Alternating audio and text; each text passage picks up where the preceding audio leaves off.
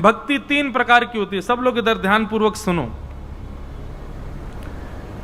एक भक्ति होती है जल धारावत, दूसरी भक्ति होती है तैल धारावत, और तीसरी भक्ति होती है मधु धारावत।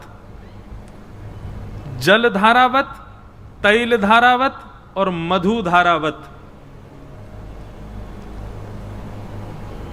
जल की धारा आप पात्र से नीचे डालो, जैसे जैसे आप जमीन से पात्र को ऊपर लेते जाओगे जल की धारा में विच्छिन्नता आने लग जाएगी, कटने लग जाएगा।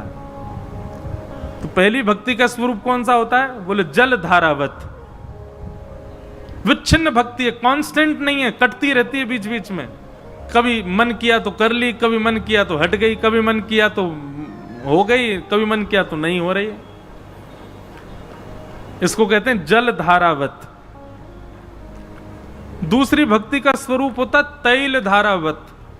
तेल, सरसों का तेल लो तो जल को ऊपर करने में जितनी विच्छिन्नता आती है, तेल को ऊपर करने में जल से ज्यादा कॉन्सिस्टेंसी बनी रहती है, वो कांस्टेंट रहता है थोड़ी दूर तक। मतलब भक्ति तो करते हैं, छोटी मोटी बातों से भक्ति खत्म नहीं होती। हाँ, कोई बहुत बड़ा कुछ हो जाए तो जरूर नष्ट कर देते हैं, तो जरूर ठाकुर जी से विमुख हो जाते हैं। लेकिन सर्वश्रेष्ठ भक्ति कौन सी होती है? मधु धारावत। मधु यानी कि शहद। शहद की कैसी धारा होती है? अगर असली शहद है तो नीचे से जैसे आप डाल के ऊपर की ओर लेते जाएंगे तो एक तार जैसा निकला ही रहेगा, वो विच्छिन्न नहीं होती है, वो एक ही धार बनी रहेगी। भक्ति कैसी होनी चाहिए? मधु धारावत।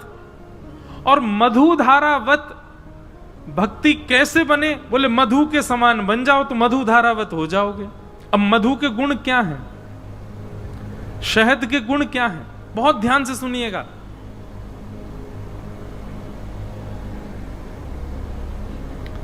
पहला गुण सबको पता है, मीठा होता है।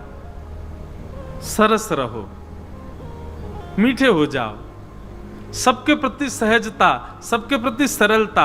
एक बात आपको हम स्पष्ट रूप से कह दें, आपका सबके प्रति व्यवहार जैसा होता है ना, उससे भी आपकी भक्ति पुष्ट होती है।